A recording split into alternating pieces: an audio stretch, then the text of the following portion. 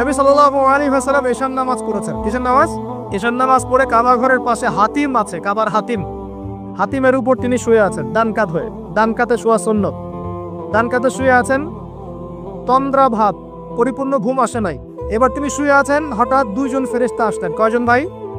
একজন জিবরাইল আলাইহিস সালাম, একজন মিকাইল আলাইহিস সালাম। এসে নবী সাল্লাল্লাহু আলাইহি ওয়াসাল্লামকে আস্তে করে জাগিয়ে দিলেন। জাগিয়ে নবী সাল্লাল্লাহু আলাইহি ওয়াসাল্লামকে হাত ধরে নিয়ে যাচ্ছেন কোথায়? পাশে জমজম কুমের পাশে। পাশে জমজম কুম আছে, দেখেছিলেন না? যারা হজ উমরা করে আসছেন হয়তো দেখতে পারবেন। এই জামজাম আগের মতো তো আর নাই, একটা আইডিয়া পাবেন আর কি। জামজাম কুমের পাশে নিয়ে গিয়ে নবী সাল্লাল্লাহু আলাইহি ওয়াসাল্লামকে আবার আস্তে করে শুয়ে দেওয়া হয়। এই যে পুরো ঘটনাগুলো ঘটে যাচ্ছে না, এগুলো কিন্তু মুহূর্তে ঘটে যাচ্ছে। মানে পুরো বিশাল ঘটনা ঘটে যাওয়ার পর দেখা যাবে ওই অজুর পানি কেবল গড়িয়ে গড়িয়ে যাচ্ছে, এখনো শেষ হয় না। মানে সময় কে নিয়ন্ত্রণ করে? পৃথিবীর সময়ের ফ্রেম আর আল্লাহ পাকের টাইম ফ্রেম এক নয়। আল্লাহ পাকের টাইম ফ্রেম টোটালি ডিফারেন্ট, আমাদের টাইম ফ্রেম আলাদা। মনে থাকবে? এখানে কিন্তু অনেক নাস্তিক অনেক প্রশ্ন করতে পারে। এবার শুয়ে দেওয়ার পর নবী সাল্লাল্লাহু আলাইহি ওয়াসাল্লামের বুকটাকে একদম এই গলার নিচ থেকে নিয়ে যেখানে লোম উঠে নাভি, এই নাভি পর্যন্ত চিরে দেওয়া হয়েছে জীবিত অবস্থাতেই। জীবিত অবস্থাতেই এবার তার হার্ট, কলিজাটাকে বের করা হয়েছে। এই প্রথম ওপেন হার্ট সার্জারি নাম শুনেছেন কিনা?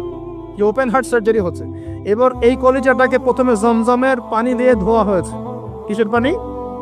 জমজমের পানির মধ্যে শেফা আছে। যাদের অসুস্থতা আছে জমজমের পানিতে সূরা ফাতিহা ফু দিয়ে খাবেন, ইনশাআল্লাহ শেফা হয়ে যাবে। ইনশাআল্লাহ শেফা হবে।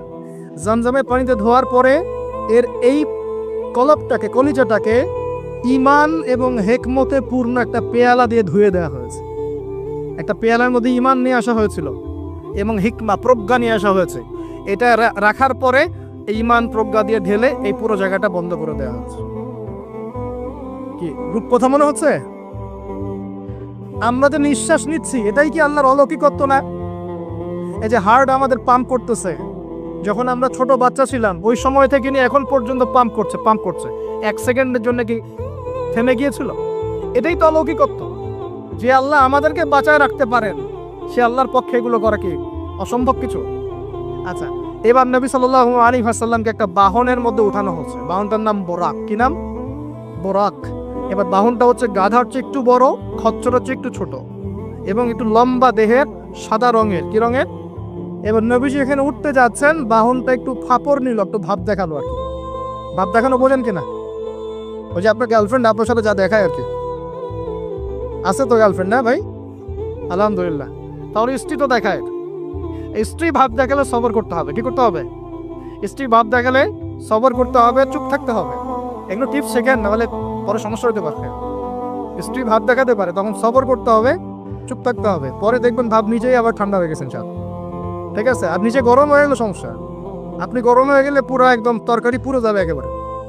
কথা বুঝতে পারছেন? আল্লাহ বোঝার তৌফিক দান করুন। বোরাকটা ভাব দিচ্ছে আর কি। এখন বোরাককে জিবরাইল আলাইহিস সালাম বলছেন, এই শোনো, তোমাকে সৃষ্টি করার পর থেকে, ভালো করে শোনেন, তোমাকে সৃষ্টি করার পর থেকে মুহাম্মদ সাল্লাল্লাহু আলাইহি ওয়াসাল্লামের চেয়ে শ্রেষ্ঠ কোনো মানুষ তোমার গায়ে পা দেয় নাই। বলেন আল্লাহু আকবার। বলেন আল্লাহুম্মা সাল্লি আলা মুহাম্মদ, আল্লাহুম্মা বারিক আলা মুহাম্মদ। তোমাকে সৃষ্টি করার পর থেকে মুহাম্মাদের চেয়ে সাল্লাল্লাহু আলাইহি ওয়াসাল্লাম শ্রেষ্ঠ কোনো মানুষ তোমার পিছে ওঠে নাই। সুবহানাল্লাহ।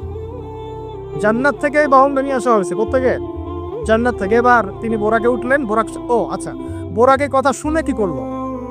বোরাক এই কথা শুনে ভাব তো চলে গেলই গেল, ও ঘামা শুরু করেছে, ঘামতে শুরু করেছে। অনেক সময় হয় না যে বড় কোনো ব্যক্তির সামনে গিয়ে আমরা থরথর করে কাঁপা শুরু করেছে, ও ঘামা শুরু করেছে। এবার নবী সাল্লাল্লাহু আলাইহি ওয়াসাল্লাম উঠে বসলেন, বিসমিল্লাহ, এবার চলছে। এবার ওই দিকে ছুটলো বোরাক। কিভাবে ছুটলো? নবীজি বলছেন সাল্লাল্লাহু আলাইহি ওয়াসাল্লাম, আমাদের চোখের সীমা যতদূর পর্যন্ত যায়, বোরাকের একটা পাই ততদূর পর্যন্ত যাচ্ছে। কখনো সূর্যাস্ত দেখেন নাই? কতদূর পর্যন্ত তাকানো যায়? ওই যে সূর্য ডুবছে অতদূর পর্যন্ত বোরাকের একটা পা চলে যাচ্ছে। নিঃসন্দেহে আলোর বেগের চেয়ে বেশি বেগে যাচ্ছে সে। যদি যারা ফিজিক্স পড়ছেন, এই যে অ্যাস্ট্রোনমি নিয়ে পড়াশোনা করছেন, আপনারা তো জানেন আলোর বেগের চাইতো যদি দ্রুতগামী কোনো বাহন আবিষ্কার করা যায় তাহলে সময়ের চেয়ে বেশি দূরে যাওয়া যাবে না? যাওয়া যাবে। বোরাকের গতি নিঃসন্দেহে আলোর গতির চেয়ে বেশি ছিল। এবার নবী সাল্লাল্লাহু আলাইহি ওয়াসাল্লাম বলছেন যে আমরা যখন বাইতুল মাকদাস বা ওই যে বাইতুল মাকদিস ওই যে মসজিদুল আকসার ওখানে গেলাম, জিবরাইল আলাইহিস সালাম একটা পাথরের মধ্যে ফুটা করলেন, সেই পাথরের মধ্যে ফুটা করে বোরাকটাকে বেঁধে রাখলেন।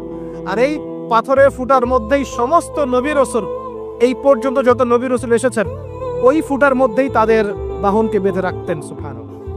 এবার নবীজি মসজিদে ঢুকলেন, ঢুকে দেখছেন একজন মানুষ নামাজ আদায় করছেন, একটু লম্বা গড়নের, ছিপছিপে দেহ, তো লম্বা, চুলগুলো কোকড়ানো কানের লতি পর্যন্ত। মনে থাকবে, চুলগুলো কোকড়ানো কি পর্যন্ত? তোমাদের মতো ছেলা নয় ডান বাম, কানের লতি পর্যন্ত চুল, ছিপছিপে দেহ, লম্বা, শানুয়া গোত্রের মতো। নবীজি বলছেন অনেকটা শানুয়া গোত্রের মানুষের মতো। শানুয়া গোত্র কারা একটু দেখে নিবা অনলাইনে। এখন নবী সাল্লাল্লাহু আলাইহি ওয়াসাল্লাম জিজ্ঞাসা করছেন উনি কে? জিবরাইল আলাইহিস সালাম বলছেন উনি হচ্ছেন নবী মূসা আলাইহিস সালাম। আল্লাহ পাক কিভাবে এটা করলেন আল্লাহ ভালো জানেন, এটা আমরা ব্যাখ্যা করতে পারবো না। নবী মূসা আলাইহিস সালাম নামাজ পড়ছেন, আরেকজনকে দেখলেন তার গড়ন কিছুটা মাঝারি ধরনের, চুলগুলো হচ্ছে সিল্কি মানে স্ট্রেট চুল, লম্বা এবং সোনালী রঙের। কি রঙের? সোনালী। এবং গায়ের কালারটা হচ্ছে সাদা এবং লালের মিশ্রণে গঠিত। নবীজি জিজ্ঞাসা করলেন উনি কে? তাকে বলা হচ্ছে উনি হচ্ছেন নবী ঈসা আলাইহিস সালাম। এবার নবী সাল্লাল্লাহু আলাইহি ওয়াসাল্লাম সমস্ত আম্বিয়া কেরামের সামনে চলে গেলেন এবং সমস্ত নবীদেরকে নিয়ে 2 রাকাত নামাজ পড়লেন। সুবহানাল্লাহ। নবীদের ইমাম কে? আমাদের নবী কাদের ইমাম? নবীদের ইমাম। আর সেই নবীর সুন্নাত পালন করতে আমাদের এত কষ্ট হয় না ভাই? লজ্জা লাগে? দাঁড়িয়ে রাখতে লজ্জা লাগে না? টাকটুর উপর কাপড় তুলে লজ্জা লাগে? আস্তাগফিরুল্লাহ, আমাদেরকে মাফ করুক। আমরা সর্বশ্রেষ্ঠ মানুষের উম্মত, সর্বশ্রেষ্ঠ নবীর উম্মত। আল্লাহ পাক আমাদেরকে যোগ্য উম্মত হওয়ার তৌফিক দান করেন। নবীজি নামাজ পড়লেন, নামাজ শেষ। নামাজ, ও আরেকটা কথা, আরেকজনকে নবীজি দেখলেন, তার অবয়ব সম্পর্কে তিনি বলছেন দেখতে হুবাহু আমার মতোই। নবীজি বলছেন দেখতে হুবাহু আমার মতোই। জিজ্ঞাসা করলেন তিনি কে? জিবরাইল আলাইহিস সালাম বলছেন তিনি হচ্ছেন নবীগণের পিতা ইব্রাহিম আলাইহিস সালাম। ইব্রাহিম আলাইহিস সালামের দেহের গঠন চেহারা একদম আমাদের নবীর মতো ছিল। সুবহানাল্লাহ। হয়তোবা এই কারণেই, হয়তোবা আল্লাহ ভালো জানেন, আমরা কিন্তু দরুদে কার নাম পড়ি? নবীর নামের সাথে ইব্রাহিম আলাইহিস সালামের নাম পড়ি এবং তার জীবনীর সাথে আমাদের নবীর জীবনী কিন্তু হুবহু মিল আছে। আমাদের নবীজিকে হিজরত করতে হয়েছে, ইব্রাহিম আলাইহিস সালামকে করতে হয়েছে। ইব্রাহিম আলাইহিস সালামকে আগুনের পরীক্ষা দেওয়া লাগছে, আমাদের নবীকে বদরে উহুদে পরীক্ষা দেওয়া লাগছে, লাগে নাই? আমাদের নবীকে পাশে ছিলেন স্ত্রী খাদিজা রাদিয়াল্লাহু আনহা, ইব্রাহিম আলাইহিস সালামের পাশে ছিলেন স্ত্রী সারা এবং হাজরা আলাইহিম আসসালাম। মানে টোটালি মিল পাবেন আপনি দেখবেন টোটালি মিল আছে। ওইদিকে যাচ্ছি না আমি। এবার নামাজ শেষে নবী সাল্লাল্লাহু আলাইহি ওয়াসাল্লাম আবার বোরাকে উঠলেন। এবার বোরাক উপরে ওঠা শুরু করলো। এই পর্যন্ত যেটা এসেছে এটা হচ্ছে মক্কা থেকে জেরুজালেম পর্যন্ত, এটাকে বলা হয় ইসরা। এটাকে কি বলা হয়? ইসরা মানে নাইট জার্নি, মানে রাত্রেবেলা নৈশ ভ্রমণ। আর এবার যাচ্ছে এই বাইতুল মাকদাস থেকে উপরের দিকে, এটাকে বলা হয় মেরাজ, মানে ঊর্ধ্বে আরোহণ, ঊর্ধ্বগমন। ঠিক আছে? এবার প্রথম আকাশে যখন পৌঁছালেন, প্রথম আকাশের দরজা আছে, কি আছে? আর প্রথম আকাশ মানে আমরা যে তারা দেখি এগুলো কিন্তু প্রথম আকাশে। ঠিক আছে? প্রথম আকাশ মানে প্রথম মহাকাশ। শুধু এটা নয় যে ওই যে ওজোনোস্ফিয়ার, আয়নোস্ফিয়ার যেটা ভাগ করেছে এগুলো নয়, আমরা যা দেখি এগুলো সব হচ্ছে প্রথম মহাকাশের অংশ। এখানে দরজা আছে একটা, আমরা দেখতে পারি না। এখানে গিয়ে জিবরাইল আলাইহিস সালাম দাঁড়িয়ে গেলেন, নবী সাল্লাল্লাহু আলাইহি ওয়াসাল্লাম দাঁড়িয়ে গেলেন। ওই দিক থেকে আওয়াজ আসছে যে কে? জিবরাইল আলাইহিস সালাম বলছেন যে আমি জিবরিল। আপনার সাথে কে? বলা হচ্ছে আমার সাথে হচ্ছে বিশ্বনবী মুহাম্মদ রাসূলুল্লাহ সাল্লাল্লাহু আলাইহি ওয়াসাল্লাম। আপনাকে কি পাঠানো হয়েছিল তাকে আনার জন্য? তিনি বলছেন হ্যাঁ। তিনি বলেছেন হ্যাঁ, বাস হ্যাঁ, কারণ তিনি সাদিকুল আমিন। এবার দরজা খুলে দেওয়া হলো, তিনি ভিতরে ঢুকলেন, দেখলেন সেখানে একজন ব্যক্তি যিনি মাশাআল্লাহ ডান দিকে তাকাচ্ছেন, ডান দিকে অনেক আদম সন্তানের আকৃতি আছে, ডান দিকে তাকাচ্ছেন হাসছেন, বাম দিকে তাকাচ্ছেন, বাম দিকে অনেক আদম সন্তানের আকৃতি আছে, বাম দিকে তাকিয়ে কাঁদছেন। নবী সাল্লাল্লাহু আলাইহি ওয়াসাল্লাম বলেন উনি কে? তখন তাকে বলা হলো ইনি হচ্ছেন আপনাদের পিতা, মানে আদম সন্তানদের পিতা আদম আলাইহিস সালাম। আদম আলাইহিস সালাম নবীকে দেখে সালাম দিলেন, আদম আলাইহিস সালাম নবীকে সালাম দিলেন, নবীও সালামের প্রত্যুত্তর করলেন এবং আদম আলাইহিস সালাম তার জন্য দোয়া করলেন। তিনি উঠে গেলেন আরো উপরে। এবার দ্বিতীয় মহাকাশে যখন চলে গেছেন, এই দ্বিতীয় মহাকাশ পর্যন্ত যেতে পারে নাই, কেউই পারেনি। আল্লাহ রাসূল সাল্লাল্লাহু আলাইহি ওয়াসাল্লাম ছাড়া। এখানে গিয়ে তিনি দেখলেন সিমিলারলি দুজন বসে আছেন। কয়জন? দুজনে। এবং দুজন এর পরিচয় জিজ্ঞাসা করলে জিবরাইল আলাইহিস সালাম বললেন ইনি হচ্ছেন ঈসা আলাইহিস সালাম আর ইনি হচ্ছেন ইয়াহইয়া আলাইহিস সালাম। দুজনের মাঝে কি সম্পর্ক? খালাতো ভাই। কি সম্পর্ক? খালাতো ভাই। এখানে বলে রাখি দুজনের মিলটা কি? এই দুজনকেই দুরা হত্যা করার চেষ্টা করেছে। ঈসা আলাইহিস সালাম এবং ইয়াহইয়া আলাইহিস সালাম উভয়কেই কারা হত্যা করার চেষ্টা করেছে? ইয়াহইয়া আলাইহিস সালামকে তো হত্যা করেই ফেলেছিল, আর ঈসা আলাইহিস সালামকে হত্যা করার চেষ্টা করেছিল, কিন্তু আল্লাহ পাক সেটা হতে দেন নাই। আল্লাহ পাক তাকে উঠিয়ে নিয়েছে। তিনি আবার উঠবেন কিনা? এরপর সামনে যান, তৃতীয় আসমানে উঠলেন। সেখানে দেখছেন একজন ব্যক্তি যাকে এই পৃথিবীর অর্ধেক সৌন্দর্য দেয়া হচ্ছে। নবীজি বললেন তিনি কি এত অপরূপ সুন্দর? তখন নবী সাল্লাল্লাহু আলাইহি ওয়াসাল্লামকে বলা হচ্ছে তিনি হচ্ছেন ইউসুফ আলাইহিস সালাম, যাকে এই পৃথিবীর অর্ধেক সৌন্দর্য দেয়া হচ্ছে। আমরা সূরা ইউসুফ পড়ি আর মনে করি এটা হচ্ছে ইউসুফ জুলাইখার ঘটনা, তাই না ভাই? আসলে এখানে প্রেম কাহিনী কার? এখানে প্রেম কাহিনী হচ্ছে ইউসুফ আলাইহিস সালাম এবং তার বাবার। ভালো করে পড়ে দেখবেন, এখানে বাবা এবং ছেলের মহব্বতের কাহিনী বর্ণিত হয়েছে। আর ইউসুফ আলাইহিস সালামের বাহ্যিক সৌন্দর্য নিয়ে আমরা কথা বলি, তার বাহ্যিক সৌন্দর্যের চাইতে তার চরিত্রের সৌন্দর্য ছিল 1000 গুণ বেশি। জেনার অপবাদ দিয়েছে তাকে মানুষ, তিনি নির্দোষ হয়েও বিনা অপরাধে 12 বছর জেল খেটেছেন, তারপরেও তিনি অন্যায় পথে পা বাড়ান নাই। বাড়িয়েছে আল্লাহ পাক আমাদেরকে এগুলো বোঝার তৌফিক দান করেন। আর উপরে উঠলেন, চতুর্থ আসমানে উঠে দেখছেন এখানে আরেকজন একইভাবে আছেন, তার নাম হচ্ছে কি বলেন? ইদ্রিস আলাইহিস সালাম। কি নাম? ইদ্রিস আলাইহিস সালাম। তিনি চতুর্থ আসমানে অপেক্ষা করেন। একইভাবে সবার সাথে কথাবার্তা হলো, সালাম বিনিময় করা হলো, মোবারকের দোয়া করলেন, তিনি আবার উঠে গেলেন। পঞ্চম আসমানে উঠে তিনি দেখছেন ওই ইচ্ছে নবী মুসা আলাইহিস সালাম। কোন নবী? নবী মুসা আলাইহিস সালাম। সবাই সালাম দিচ্ছেন, একইভাবে কথাবার্তা হচ্ছে। ষষ্ঠ আসমানে উঠে দেখছেন হারুন আলাইহিস সালাম, মুসা আলাইহিস সালামের ভাই। মনে আছে? হারুন আলাইহিস সালাম, যিনি ফেরাউনের কাছে দাওয়াত নিয়ে গিয়েছিলেন, মুসা আলাইহিস সালামের সাথে ছিলেন। সপ্তম আসমানে উঠে তিনি দেখছেন একজন ব্যক্তি যার চেহারা একদম নবীর মতোই। বাইতুল মামুর নামে একটা জায়গা আছে, এই জায়গায় হেলান দিয়ে বসে আছে। নবীজি বললেন উনি কে?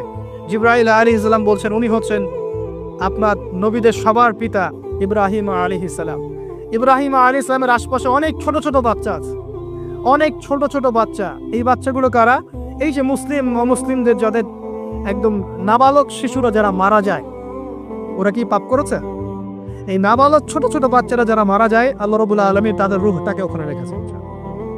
তারা ওখানে খেলছে, যখনই ওদের পিতামাতার কথা মনে হয় দৌড় দিয়ে আসে ইব্রাহিম আলাইহিস সালামের কাছে। মনে রাখবেন, বাচ্চাদের সাথে কেন ইব্রাহিম আলাইহিস সালামকে রাখা হল, এখানে একটা ব্যাখ্যা হতে পারে, আল্লাহু আ'লাম। শিশুদের সাথে থাকতে হলে শিশুর মতো মন থাকতে হয়। বাচ্চাদের সাথে কারা ভালোভাবে মিশতে পারে জানেন? যাদের মনটা বাচ্চাদের মতো, শিশুর মতো সরল হতে হয়। শিশুর মতো হতে হয়, সরল। যাদের মন শিশুর মতো সরল, এদের মনের মধ্যে কিন্তু হিংসা, বিদ্বেষ, রিয়া, অহংকার এগুলো থাকবে না। ইব্রাহিম আলাইহিস সালাম ওই শিশু কুরবানির পরীক্ষায় ফেলতে হয়েছিল না? আল্লাহ রাব্বুল আলামিন দেখেন তাকে বাচ্চাদের সাথে রেখে দিয়েছে। বাচ্চারা ওখানে খেলাধুলা করে, যখনই ওদের বাবার কথা মনে হয়, মায়ের কথা মনে হয়, দৌড় দিয়ে ইব্রাহিম আলাইহিস সালামের কাছে চলে আসে। তিনি আদর করে দেন, আবার চলে যায়। কি চমৎকার দৃশ্য! তিনি হেলান দিয়ে আছেন বাইতুল মামুরে, সালাম করলেন। সালাম করে নবীজিকে বললেন, হে নবী, আপনার উম্মতকে জানিয়ে দিয়েন, আমি আপনাদেরকে সেটা জানিয়ে দিচ্ছি। হে নবী, আপনার উম্মতকে জানিয়ে দিয়েন যে জান্নাত হচ্ছে একটা উর্বর জায়গা, জান্নাতের পানি হচ্ছে মিষ্টি, জান্নাতের মাটি খুব উর্বর, জান্নাতের অনেক জায়গা ফাঁকা পড়ে আছে। আপনার উম্মতকে জানিয়ে দিয়েন এই ফাঁকা জায়গাগুলোতে তারা যদি গাছ লাগাতে চায় তাহলে যেন পড়ে সুবহানাল্লাহ, আলহামদুলিল্লাহ, ওয়ালা ইলাহা ইল্লাল্লাহ, আল্লাহু আকবার, ওয়ালা হাওলা ওয়ালা কুওয়াতা ইল্লা বিল্লাহ। এই মেসেজটা কে দিয়েছেন? ইব্রাহিম আলাইহিস সালাম। এই যে বাইতুল মামুরে হেলান দিয়ে আছেন, এটা কি? নবীজি বলছেন এটা হচ্ছে ফেরেশতাদের ইবাদত করার জায়গা। কাবা ঘর আছে না আমাদের, এই কাবা ঘরের ঠিক সোজা উপরে বাইতুল মামুর আছে, সপ্তম আসমানের ওখানে। ফেরেশতারা কিভাবে ইবাদত করেন শোনেন। নবীজি বলছেন এই বাইতুল মামুরে প্রতি মুহূর্তে 70,000 ফেরেশতা তাওয়াফ করছে। সুবহানাল্লাহ। ঠিক যেমন এখানে তাওয়াফ হচ্ছে 24 ঘন্টা, তাওয়াফ কি থেমে থাকে? তাওয়াফ থামে না। ঠিক ওইভাবে বাইতুল মামুরে তাওয়াফ থেমে থাকছে না। বাইতুল মামুরে ফেরেশতারা তাওয়াফ করছেন 70,000 ফেরেশতা একই সাথে। আর শুনে রাখেন, যে 70,000 ফেরেশতা একবার তাওয়াফ করার সৌভাগ্য পেয়েছে তারা কিয়ামত পর্যন্ত আর দ্বিতীয়বার চান্স পাবে না।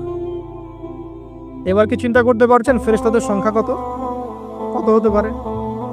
আমাদের সংখ্যা তত্ত্বের বাইরে, আমাদের সংখ্যা তত্ত্বের বাইরে। এবার নবী সাল্লাল্লাহু আলাইহি ওয়াসাল্লাম আরো একটু উপরে উঠলেন। এই জায়গার নাম সিদরাতুল মুনতাহা। কি নাম? সিদরাতুল মুনতাহা। এটা হচ্ছে একটা বড়ই গাছ। বড়ই গাছ দেখেছেন তো? এটা নবীজি বলছেন এত চমৎকার এই বড়ই গাছ, এর মধ্যে এত বেশি রং ছিল যে রংগুলোকে আমি ব্যাখ্যা করতে পারবো না। এর পাতাগুলো ছিল হাতির কানের মতো এবং এর ফলগুলো ছিল মটকার মতো বড় বড় এক একটা, এবং এর মধ্যে প্রজাপতি বসেছিল। এই প্রজাপতিগুলোর রং এত চমৎকার যেগুলো আমাদের পৃথিবীর রঙের মতো নয়। মানে এগুলো ব্যাখ্যা করার মতো শব্দ আমাদের কাছে নাই। অ্যামেজিং। এটা কোন জায়গা? আমাদের সবার রূহগুলো যেখানে উঠে যায়। এটা কোন জায়গা? আমাদের সবার নেক আমলগুলো যেখানে উঠে যায়। সবার রূহ, মৃত ব্যক্তিদের রূহ বা আত্মা এবং নেক আমলগুলো এই পর্যন্ত ওঠে, এরপরে সেখান থেকে উঠিয়ে নেওয়া হয়, এরপরে তারা আর যেতে পারে না।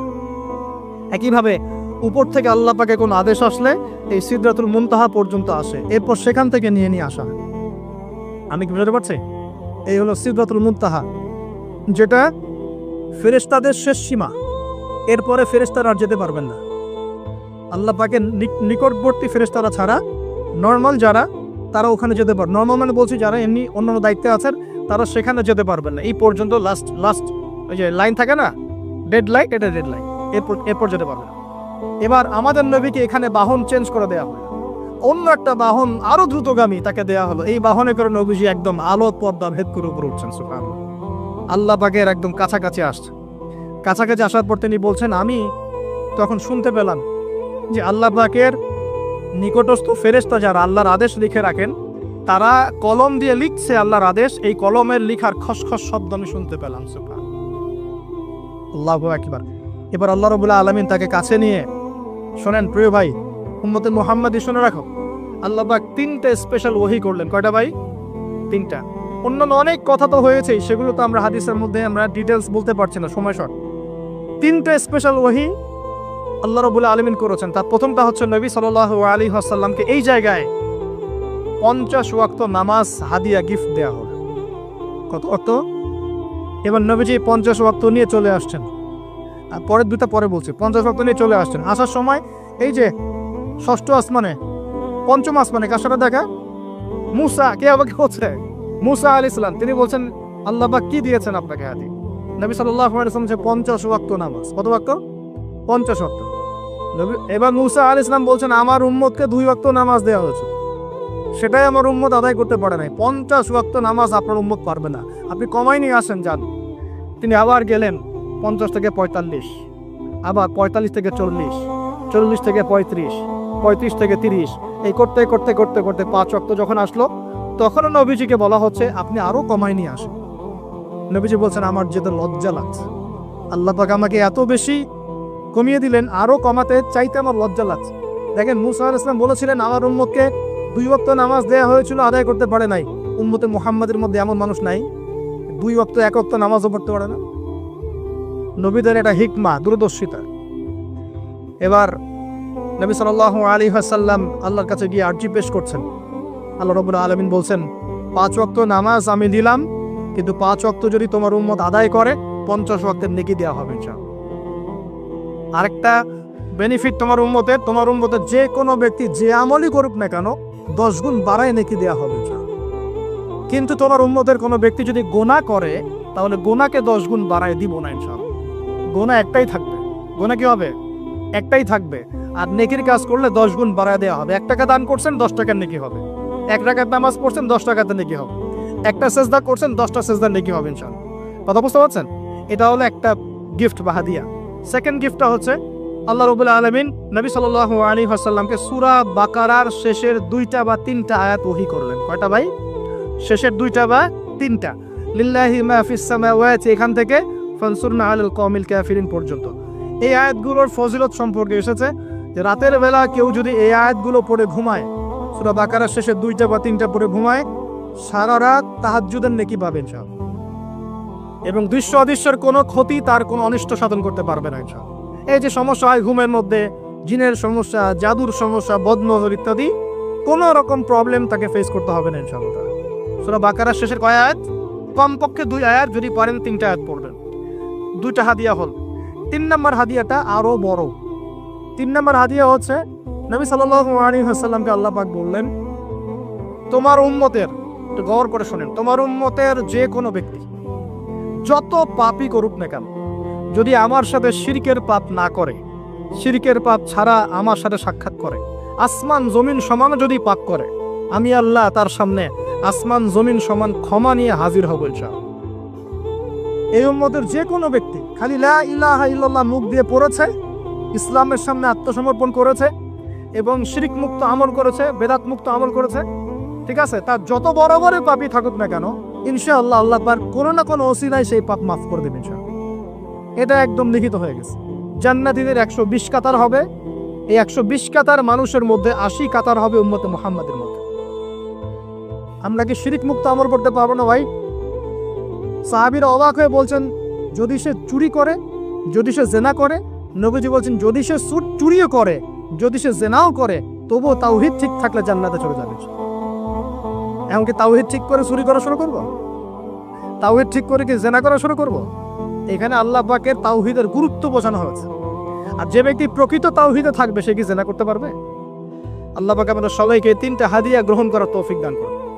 আমার সাথে বলেন, 50 ওয়াক্ত নামাজ মানে 5 ওয়াক্তই। 5 ওয়াক্ত মানেই 50 ওয়াক্ত। 1 ওয়াক্ত পড়ছি মানে 5 ওয়াক্ত পড়ছি। 1 ওয়াক্ত পড়ছি মানে 10 ওয়াক্ত পড়ছি। 1 ওয়াক্ত পড়ছি মানে 10 ওয়াক্ত পড়ছি। আমরা কিন্তু 50 ওয়াক্তের নেকিই পাচ্ছি ইনশাআল্লাহ। আমরা সবাই 5 ওয়াক্ত নামাজের হেফাজত করতে পারবো তো ইনশাআল্লাহ? আল্লাহ পাক তৌফিক এনায়েত করুন, আমিন। আমরা কি সূরা বাকারার শেষের আয়াতগুলো মুখস্থ করতে পারবো ইনশাআল্লাহ?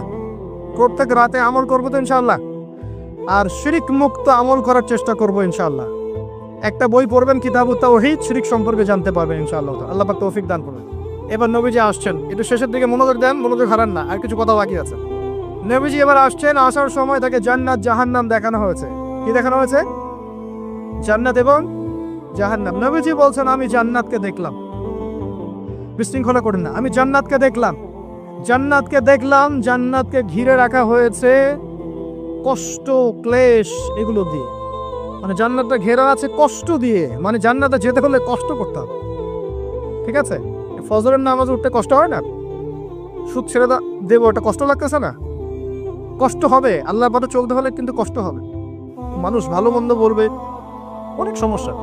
জান্নাতকে ঘেরা হয়েছে কষ্ট দিয়ে, আর জাহান্নামকে ঘেরা হয়েছে প্রবৃত্তির দাসত্ব দিয়ে। মন যাচাই তাই করেন, নাম প্রবৃত্তি। মন চাচ্ছে মদ খাইলেন, মন চাচ্ছে জেনা করলেন, মন চাচ্ছে সুদ খাইলেন, মানে মন যাচাই তা দিয়ে জাহান্নামকে ঘেরা হয়েছে।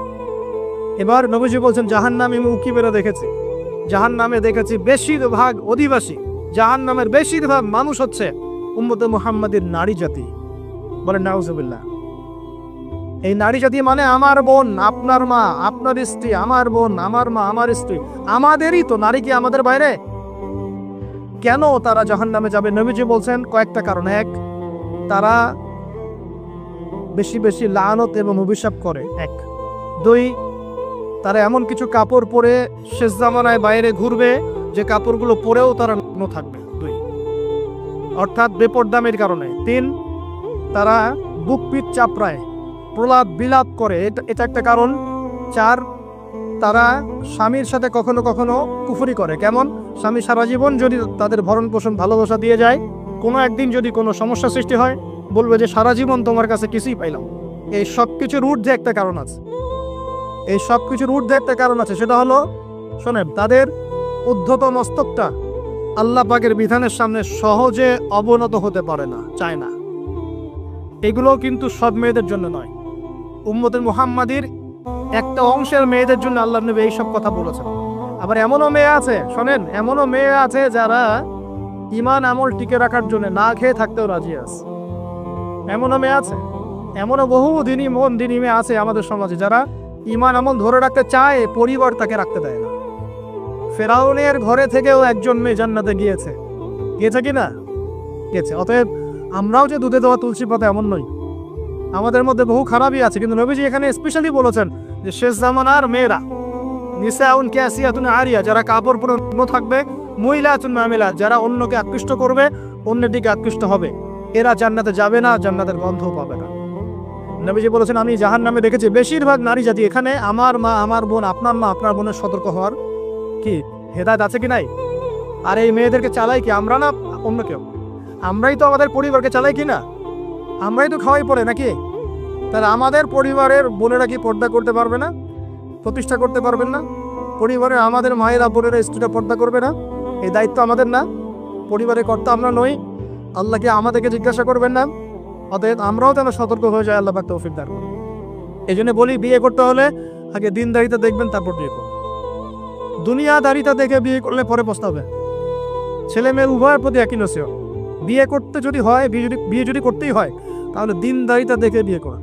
তারপর দেখবেন যে মেয়ের বংশ কেমন, সৌন্দর্য কেমন, এই সেই পরে দেখবেন। আগে দেখবেন দিনদারিতা ঠিক আছে কিনা। ছেলের ক্ষেত্রে একই বিধান, আগে দেখতে চান না কত বড় চাকরি করে, কত প্রপার্টিজ আছে, কত বড় বাড়ি, এগুলো পরে দেখবেন। আগে দেখবেন ছেলে নামাজ পড়ে কিনা, ছেলের মধ্যে সুন্নত আছে কিনা, এইগুলো আগে দেখবেন। এই বিয়ে নিয়ে প্রচুর জাহিলিয়াত সমাজে আছে, এই কারণেই পরিবারগুলো এখন ভেঙে যাচ্ছে। আল্লাহ পাক আমাদেরকে সুন্নাহ মেনে চলার তৌফিক দান করুন বলি আমি। নবীজি এখানে বলেছেন আমি জাহান্নামে দেখেছি বেশিরভাগ অধিবাসী নারী জাতি। আমাদের বোনদেরকে রিকোয়েস্ট করবো সতর্ক হয়ে যান, আল্লাহর ওয়াস্তে সতর্ক হয়ে যান। কেন শোনেন, কেন নবীজি বললেন এই পয়েন্টটা একটু ভালো করে বোঝেন। কেন নবীজি এই উম্মতের মধ্যে বেশিরভাগ মেয়েকে জাহান্নামী বলেন? আপনি একটু চিন্তা করেন তো, এই উম্মতের মধ্যে কি এমন হয়েছে, এই উম্মতের মেয়েদের সাথে কি এমন হয়েছে যার ফলে মেয়েদেরকে আর ঘরে রাখা যায় না, সব বাইরে চলে আসতেছে? কি হয়েছে এই উম্মতের মেয়েদের সাথে? এই প্রবলেম তো আগে 200-500 বছর আগে ছিল না। 500 বছর আগে আপনি কি কোনো মেয়েকে দেখেছেন আমাদের মেয়েদের মতো বেপর্দায় সারা রাস্তাঘাট, গ্রামগঞ্জ, একদম অফিস আদালত, বাজার ঘাট সব ঘুরে বেড়াচ্ছে? দেখেছেন 500 বছর আগে, 300 বছর আগে, 200 বছর আগে? লাস্ট সমসাময়িক সময় কি এমন হলো যে মেয়েদেরকে আর ঘরে রাখা যায় না? আমি একটা শব্দ বলে দিই, বাসায় কি রিসার্চ করবেন, সব বলে দিব না। লাস্ট 100-200-300 বছরে একটা মুভমেন্ট, একটা আদর্শ ছড়িয়ে পড়েছে বিশ্বের বুকে, তার নাম হলো রেভলিউশন। মনে থাকবে, রেভলিউশন। এটা নিয়ে ঘাটাঘাটি করেন, বুঝতে পারবেন কেন জাহান্নামে বেশিরভাগ অধিবাসী জাহান্নামে যাবে, নারীরা কেন জাহান্নামে যাবে বেশি বেশি। এই মুভমেন্টটা নিয়ে পড়াশোনা করলেই বুঝতে পারবেন। আল্লাহ পাক আমাদেরকে বোঝার তৌফিক দান করুন, অন্তরের চোখ খোলার তৌফিক দান করুন। নবীজি আরো বলছেন আমি জাহান্নামে গেলাম, জাহান্নাম আমাকে দেখানো হলো এবং সেখানে আমি একজন ফেরেশতাকে দেখলাম। কি দেখলাম? এই ফেরেশতা আমাকে দেখে হাসে নাই। সবাই মনোযোগ দেন, মেরাজের রাতের সবাই নবী সাল্লাল্লাহু আলাইহি ওয়াসাল্লামের সাথে হাসি মুখে সাক্ষাৎ করেছেন এই ফেরেশতা বাদ দিয়ে। নবীজি বললেন জিবরাইল আলাইহিস সালামকে, সে এত গম্ভীর কেন, তার চেহারা হাসি নাই কেন? জিবরাইল আলাইহিস সালাম বলছেন যখন থেকে আল্লাহ পাক তাকে জাহান্নামের দায়িত্ব দিয়েছেন, যেদিন থেকে আল্লাহ পাক এই ফেরেশতাকে জাহান্নামের দায়িত্ব দিয়েছেন, ওই দিন থেকে তার চেহারার হাসি চলে গেছে। আর কিছু বলতে হবে? কেন হাসি চলে গেল? খুশিতে? জাহান্নামে আল্লাহ পাকের আযাব এবং এই আযাবের দায়িত্ব পালন করতে গিয়ে তার চেহারা থেকে হাসি চলে গেছে। নবীজি জানালেন তার নাম হচ্ছে মালিক। কি নাম? মালিক। আমরা দোয়া করি আমরা যেন তার সাক্ষাৎ না পাই, আমরা দোয়া করি আমরা যেন তার সাক্ষাৎ না পাই। আমিন। এবার নবী সাল্লাল্লাহু আলাইহি ওয়াসাল্লাম আসছেন, আসার সময় সুঘ্রাণ পাচ্ছেন, সুঘ্রাণ। ও একটা কথা বলি নাই, জান্নাতে তিনি যখন দেখলেন, সেখানে দেখলেন যে এখানে বেশিরভাগ অধিবাসী হচ্ছে এই উম্মতের গরিব মানুষরা। এই উম্মতে কারা? গরিব মানুষ, টাকা পয়সা কম, এত হিসাব কিতাব নাই, পাঁচ ওয়াক্ত নামাজ পড়ে, রোজা রাখে, সাধ্যমতো দান সদকা করে, সত্য কথা করে, জান্নাতে চলে যাবেন ইনশাআল্লাহ। গরিবদের 500 বছর আগে, কত বছর আগে? তার মানে এই উম্মতের যদি কেউ গরিব হয়ে থাকি আমরা, কষ্টের কিছু আছে? ইনশাআল্লাহ কষ্টের কিছু নাই। তারপর নবীজি আসছেন, তিনি বলছেন যে আমি একটা মিষ্টি জান্নাতি সুঘ্রাণ পেলাম। আমি জিজ্ঞাসা করলাম এটা কোত্থেকে আসছে?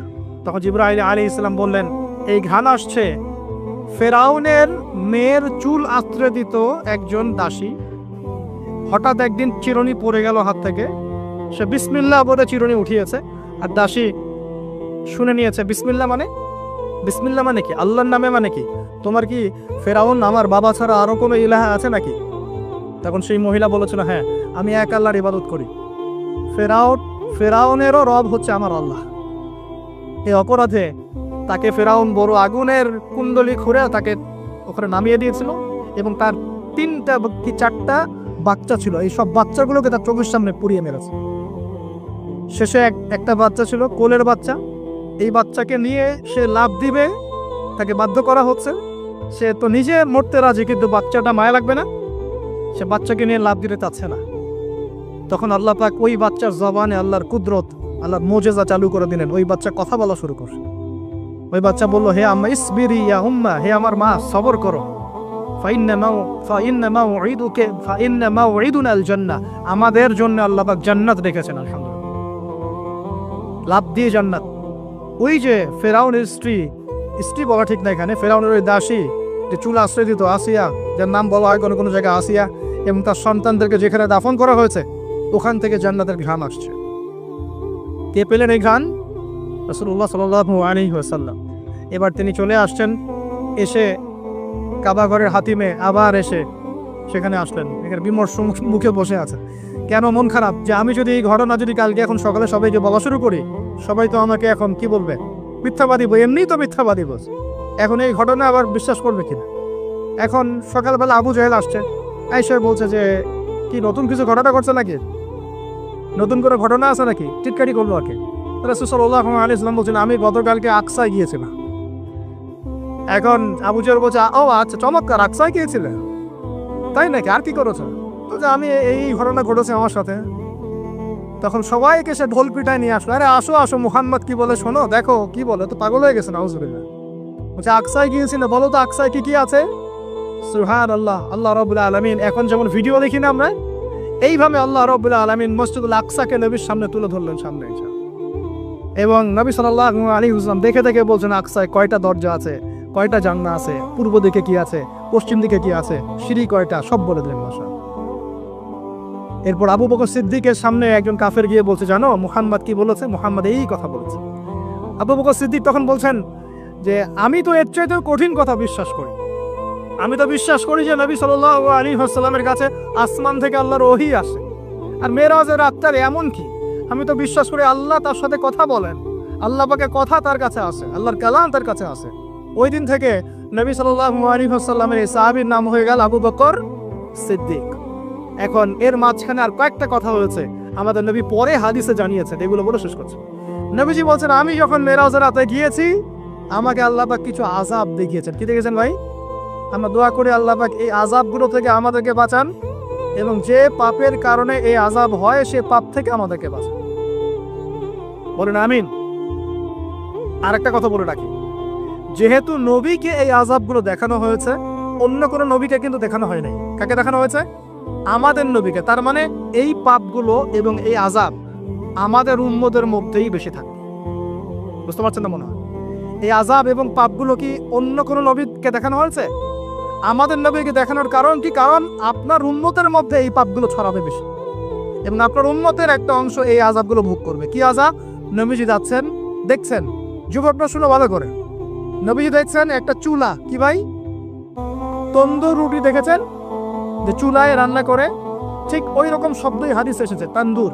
এই চুলা এমন চুলা যার মাথাটা হচ্ছে সরু, নিচের দিকটা মোটা, নিচে আগুন জ্বলছে, ভিতরে কিছু মানুষ আছে, নিচ থেকে আগুনের দাবদাহ আসছে।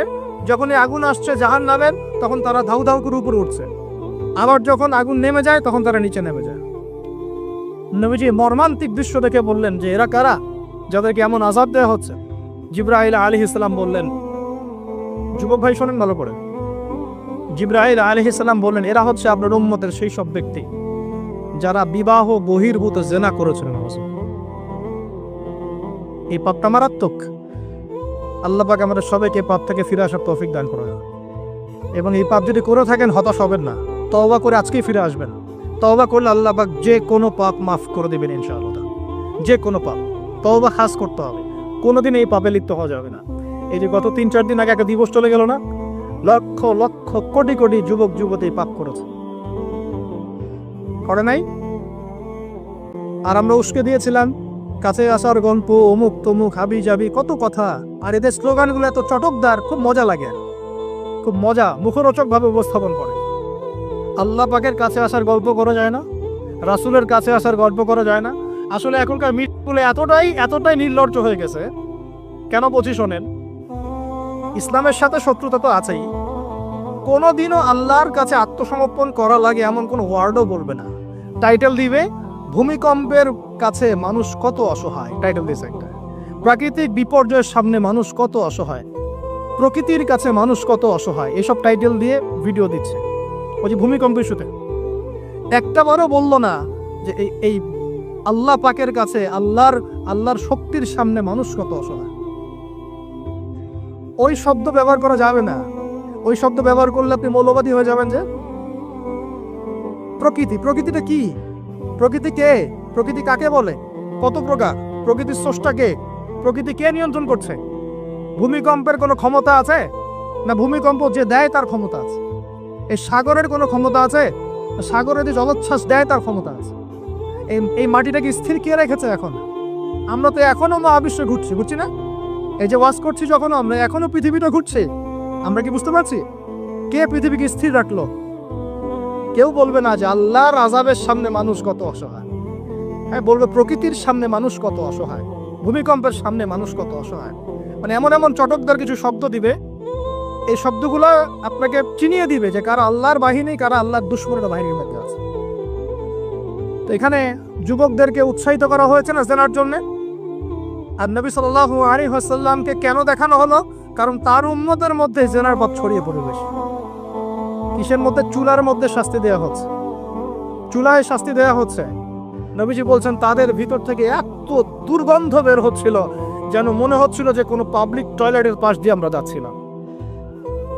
প্রিয় ভাই, আল্লাহর ওয়াস্তে জেনার ধার কাছেও যায় না। আল্লাহ পাক বলেছেন ওয়ালা তাকরাবু জিনা, জেনার কাছেও যেও না। তো এক নম্বর শাস্তি কি রেখেছেন নবী সাল্লাল্লাহু আলাইহি ওয়াসাল্লাম? কিসের শাস্তি? তন্দুর চুলার মধ্যে আগুনের শাস্তি। কিসের পাপের কারণে? বলেন, জেনা। এই উম্মতে মুহাম্মাদের মধ্যে জেনা ছড়িয়ে পড়েছে কিনা? এখন আমরা কি এই স্রোতে গা ভাসাবো না দূরে থাকবো? আমরা হালাল উপার্জনের সোর্স তৈরি করব, করে হালাল বিয়ে করবো ইনশাআল্লাহ। হালাল উপার্জনের মাধ্যম তৈরি করবেন, করে বিয়ে করবেন ইনশাআল্লাহ। বিয়ের আগে কোনো পীড়িত নাই, সব পীড়িত বিয়ের পর ইনশাআল্লাহ পারা যাবে ইনশাআল্লাহ। আর সব আগে ভাগে খেয়ে শেষ করে ফেললে পরে খাবেন কি? তাই না বিষয়টা? আচ্ছা, এবার সামনে যাই। নবী সাল্লাল্লাহু আলাইহি ওয়াসাল্লাম সামনে গেলেন, গিয়ে দেখলেন, এবার দেখলেন কিছু মানুষ বসে আছে। সামনে আছে টাটকা তরতাজা গোশত, একদম ধোঁয়া উঠতেছে, একদম মনে করেন কালা ধুনার মতো। আর পাশে রাখা আছে পচা নোংরা আবর্জনাময় গোশত। এই মানুষগুলো ভালো গোশত খাচ্ছে না, এই মানুষগুলো পচা গোশতগুলোই খাচ্ছে, দুর্গন্ধযুক্ত। নবীজি বললেন এরা কারা? নবী সাল্লাল্লাহু আলাইহি ওয়াসাল্লামকে বলা হচ্ছে এরা আপনার উম্মতের সেই সব ব্যক্তি যারা বিবাহিত, ভালো করে শোনেন, এরা আপনার উম্মতের সেই সব ব্যক্তি যারা বিবাহ বহির্ভূত সম্পর্ক করেছে। মানে বিয়ে করার পরেও, বাসায় স্ত্রী থাকার পরেও বাইরে জেনা করেছে, বাসায় স্বামী থাকার পরেও বাইরে জেনা করেছে। এখন আমাকে বলেন তো, উম্মতে মুহাম্মাদের মধ্যে সমকালীন সময় এই ফিতনাটা ছড়িয়ে পড়ে নাই? পরকীয়া ছড়িয়ে পড়ে নাই? এটা হলো পরকীয়ার স্পেশাল শাস্তি। কারণ পবিত্র হালাল ফ্রেশ জিনিস ওদের ঘরে ছিল, খাইতে ভালো লাগে না, ওদের নোংরা পচা জিনিস খেতে ভালো লেগেছে। আল্লাহ পাক কিয়ামতের মাঠেও ওই এবং বারজাখের জীবনেও ওই একই শাস্তি দিবেন ইনশাআল্লাহ। আর এখন তো মিডিয়ার মধ্য দিয়ে যে বিভিন্ন সিরিয়ালস, নাটক, হাবি জাবি, এগুলোর মধ্য দিয়ে এটাকে উস্কে দেওয়া হচ্ছে, এটাকে অ্যাভেলেবেল করে ফেলা হচ্ছে। আর যারা বড় বড় শহরে থাকে এগুলো তো ফিতনা আরো বেশি। আল্লাহ পাক আমাদের মা বোনদেরকে বোঝার তৌফিক দান করুন, আর আমাদের ভাইদেরকেও বোঝার তৌফিক দান করুন। আমাদের সবাইকে আল্লাহ পাক পরকীয়ার মতো নোংরা পাপ থেকে হেফাজত করুন, বিবাহ বহির্ভূত সম্পর্ক থেকে হেফাজত করুন। আরো সামনে যান। নবীজি দেখলেন এবার একটা রক্তের নদী। কিসের নদী ভাই? প্রশ্ন করবো কেন রক্তের নদী? উত্তর দিতে হবে। ওই রক্তের নদীতে আল্লাহ পাক কিছু মানুষকে রেখেছে। ফেরেশতারা পাথর দিয়ে তাদের মাথা ফাটিয়ে দিচ্ছে, পাথর ছিটকে অন্য জায়গায় চলে যাচ্ছে, পাথর নিয়ে আসার মুহূর্তের মধ্যেই মাথা আবার জোড়া লেগে যাচ্ছে, আবার পাথর দিয়ে মাথা ফাটিয়ে দেওয়া হচ্ছে, আবার পাথর ছিটকে চলে যাচ্ছে। নবীজি জিজ্ঞাসা করলেন এরা কারা যাদেরকে শাস্তি দেওয়া হচ্ছে? নবী সাল্লাল্লাহু আলাইহি ওয়াসাল্লামকে জিবরাইল আলাইহিস সালাম বললেন এরা আপনার উম্মতের সেই সব ব্যক্তি যারা সুদখোর ছিল। কি ছিল? এখন বলেন রক্তের নদী কেন? বলেন উত্তর দেন দেখি, কে বলতে পারবেন? বিসমিল্লাহ।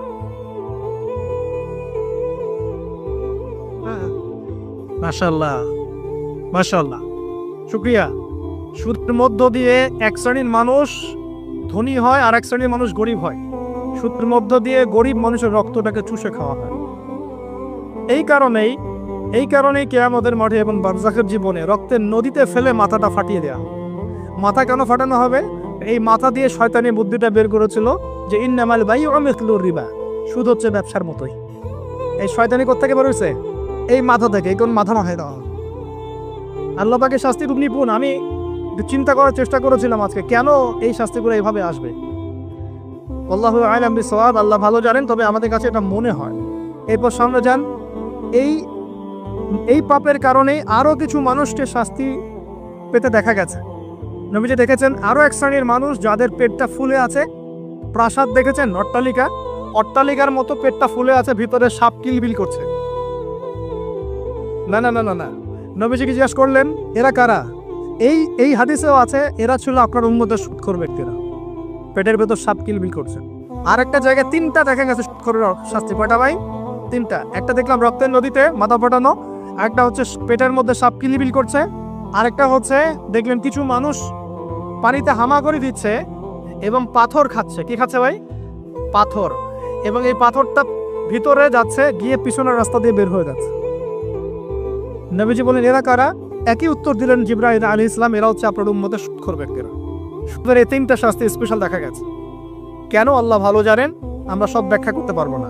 নবীজি আরো সামনে এগিয়ে গেলেন, তাকে দেখানো হলো এবার এক শ্রেণীর ব্যক্তি, হাতগুলো নখগুলো তামার মতো লম্বা, তামার নখ, লম্বা লম্বা নখ। দেখেছেন কোন মুভির মধ্যে দেখা গেছে, ছবির মধ্যে তামার লম্বা লম্বা। হ্যাঁ, তো এই নখগুলো দিয়ে তারা চোখ এবং গাল আঁচড়াচ্ছে, কোনো ক্ষেত্রে বুক আঁচড়াচ্ছে এবং ওই গোশতগুলো খাচ্ছে। নবী জিজ্ঞাসা করলেন এরা কারা? নবীজিকে বলা হচ্ছে এরা আপনার উম্মতের সেই সব ব্যক্তি যারা বেশি বেশি গীবত করত এবং অন্যের নামে মিথ্যা অপবাদ ছড়াতো। আর সতর্ক করে দেই, এই পাপটা কিন্তু এখন ছেলে মেয়ে সব সমাজে বেশি হয়। কি আলেম জালেম সব সমাজে বেশি হয়। কোনো ক্ষেত্রে ওয়াজ মাহফিলের প্যান্ডেলগুলোর মধ্যে বসে বসে মানুষের গীবত করা হয়েছে। এবং অনলাইনের ফেসবুক আর ইউটিউবের যে কন্টেন্টের যুগগুলো চলছে, এখানে কারণ থাক না থাক মানুষের গীবত প্রচুর হচ্ছে। কোনো কারণে হোক অকারণে হয়। সতর্ক হয়ে যাবেন। আপনার দ্বারা আমার দ্বারা যদি কারো গীবত হয়, তামার নখ দিয়ে গাল আশ্রাতে হবে কিয়ামতের মাঠে। আল্লাহ বাঁচাক, আমাদের হেফাজত করুন। এবং এই পাপের আরেকটা শাস্তি দেখা হয়েছে, ওই যে নিজের ভাইয়ের গোশত ছিঁড়ে ছিঁড়ে খাচ্ছে। এই শাস্তিও নবী সাল্লাল্লাহু আলাইহি ওয়াসাল্লাম দেখেছেন গীবতের কারণে। আরো সামনে গেলেন, দেখলেন এক শ্রেণীর মানুষকে আগুন খাওয়ানো হচ্ছে এবং আগুনগুলো পিছনের রাস্তা দিয়ে বের হয়ে যাচ্ছে। জিজ্ঞাসা করা হলো তারা কারা? নবীজিকে বলা হচ্ছে এরা আপনার উম্মতের সেই সব ব্যক্তি যারা এতিমের মাল ভক্ষণ করত। এতিমের মাল অন্যায়ভাবে ভক্ষণ করে খেয়ে ফেলতো। আছে কি নাই সমাজের মধ্যে? নবীজি আরো সামনে গেলেন, দেখলেন এক শ্রেণীর মানুষ কাঁধে অনেক বোঝাগুলো হালকা করার বদৌলতে উল্টা তারা বোঝা হালকা না করে আরো কিছু বোঝা ঘাড়ে নিচ্ছে। লাকড়ির বোঝা ঘাড়ে নিয়ে পথ চলার চেষ্টা করছে, কিন্তু পথ চলতে পারছে না। নবীজি বলেন এরা তো অদ্ভুত, এরা তো চাইলে বোঝা হালকা করে চলতে পারত, বোঝা আরো নিয়ে চলছে কেন? নবীজিকে বলা হচ্ছে এরা আপনার উম্মতের সেসব ব্যক্তি যারা দায়িত্ব যতটুকু নিয়েছিল অতটুকু তো পালন করতে পারতোই না, আরো দায়িত্ব চেয়ে নিত মানুষের কাছে। দায়িত্ব চেয়ে নেওয়ার সংস্কৃতি চলছে না এখন। যোগ্যতা থাক আর না থাক, মানুষ দায়িত্ব চাচ্ছে না। দায়িত্ব না দিলে লাগ করে। যোগ্যতা থাক না থাক, মানুষকে দায়িত্ব চেয়ে নিচ্ছে কিনা। দায়িত্ব নেওয়াটা বড় কথা নয়, পালন করাটা বড় কথা। না করতে পারলে এই শাস্তি ভোগ করতে হবে। আল্লাহ পাক আমাদের সবাইকে হেফাজত করুন, আমিন। এবার সামনে গেলেন, দেখলেন এবার তো মুশকিল। সামনে গিয়ে দেখলেন এক শ্রেণীর মানুষ, কয়েকটা মানুষ না, এক শ্রেণীর মানুষ যাদের জিহ্বাগুলোকে, ঠোঁট আর জিহ্বাগুলোকে আগুনের কেচি দিয়ে কেটে ফেলা হচ্ছে। নবীজি বললেন এরা কারা? রাসূল সাল্লাল্লাহু আলাইহি ওয়াসাল্লামকে বলা হচ্ছে এরা আপনার উম্মতের সেই সব ব্যক্তি যারা ছিল ওয়াইজ বক্তা, আলেম ওয়াইজ বক্তা, যারা মানুষের সামনে দ্বীনের কথা বলতো কিন্তু নিজেরাই সেই দ্বীনের প্রতি আমল করতো না। আল্লাহ রাব্বুল আলামিন আমাকে এবং আপনাদের সবাইকে এই মর্মান্তিক শাস্তি থেকে বাঁচানো, যা বলবো তার উপর আমল করার তৌফিক দান করুন। যা জানবো তার উপর আমল করার তৌফিক দান করুন। যা বলি আমল করি না সেটা প্রয়োজনে বলার দরকার নাই, সেটা আমল করি না সেটা প্রয়োজনে বলার দরকার নাই। আল্লাহ পাক আমাদেরকে রাসূলের সুন্নাহ মাফিক দাওয়াতি কাজ করার তৌফিক দান করুন এবং এই শ্রেণীর বক্তার অন্তর্ভুক্ত হওয়া থেকে আল্লাহ পাক আমাদেরকে বাঁচান। এভাবে তিনি আরও বেশ কিছু শাস্তি দেখলেন, তারপর তাকে ফিরিয়ে আনা হলো। এই মেরাজের ঘটনা এভাবে শেষ হলো। এখন এই পুরো মেরাজের ঘটনা আমরা শিখলাম রাসূলুল্লাহ সাল্লাল্লাহু আলাইহি ওয়াসাল্লামের এই মেরাজ উম্মতে মুহাম্মাদের জন্য খাস কিনা, আমাদের জন্য খাস কিনা? এরকম ঘটনা কি বিশ্বে আর কোথাও ঘটেছে? এই পুরো হিস্ট্রির মধ্যে কি এরকম ঘটনা কখনো ঘটেছে? অন্য কোন নবীর সাথে ঘটেছে? অন্য কোনো উম্মতের সাক্ষী আছে? আমরা সাক্ষী আছি, আমাদের নবীর সাথে ঘটেছে। আমাদের নবীর ক্ষেত্রে জীবনে এই বিস্ময়কর ঘটনা একবার ঘটেছে। আল্লাহ পাক কি কোনো নবীকে তার কাছে নিয়ে ওহী করেছেন? আসুন এই মেরাজে যে বিষয়গুলো আমরা শিখলাম, আমরা সবাই এর উপর আমল করার চেষ্টা করে আল্লাহ পাক তৌফিক দান করুন। প্রথম কথা, 5 ওয়াক্ত নামাজ হাদিয়া এসেছে, ছাড়বো কি ইনশাআল্লাহ? আল্লাহ পাক সবাইকে 5 ওয়াক্ত নামাজ পড়ার তৌফিক এনায়েত করুন, বলি আমিন। 2 নাম্বার, সূরা বাকারার যে শেষের আয়াতগুলো সেগুলো আমল করবো তো ইনশাআল্লাহ? আল্লাহ তৌফিক এনায়েত করুন, বলি আমিন।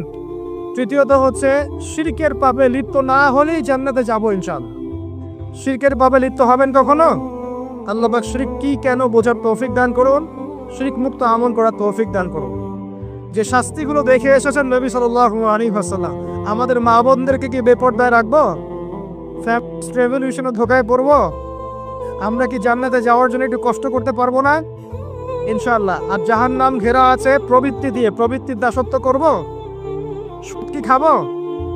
আমরা কি এতিমের মাল ভক্ষণ করব? জেনার পাপে লিপ্ত হব? আমরা কি সুদের পাপে লিপ্ত হব? আমরা কি মৃত ভাইয়ের গোশত খাওয়ার পাপ করব? আমরা কি এমন বক্তা হব যে কথা বলে কিন্তু আমল করে না? আমরা কি দায়িত্ব পালন করতে পারি না এমন দায়িত্ব ঘাড়ে নিব? আল্লাহ পাক আমাদেরকে সবাইকে মেরাজের রাতে নবী সাল্লাল্লাহু আলাইহি ওয়াসাল্লাম যে মর্মান্তিক আযাব গজবগুলো দেখে এসেছেন, এগুলো চেনার, বোঝার এবং এগুলো থেকে দূরে থাকার তৌফিক দান করুন, বলি আমিন। এই পাপগুলো থেকে আমাদের সবাইকে দূরে থাকার তৌফিক দান করুন, বলি আমিন। এবং নবী সাল্লাল্লাহু আলাইহি ওয়াসাল্লাম যে 3টা স্পেশাল হাদিয়া নিয়ে এসেছেন, এই 3টা দাঁতের মাড়ি দিয়ে আঁকড়ে ধরার তৌফিক দান করুন, বলি আমিন। আকুলু কাউলি হাদা আস্তাগফিরুল্লাহ লি ওয়া লাকুম ওয়া লিসাইল মুসলিমিন।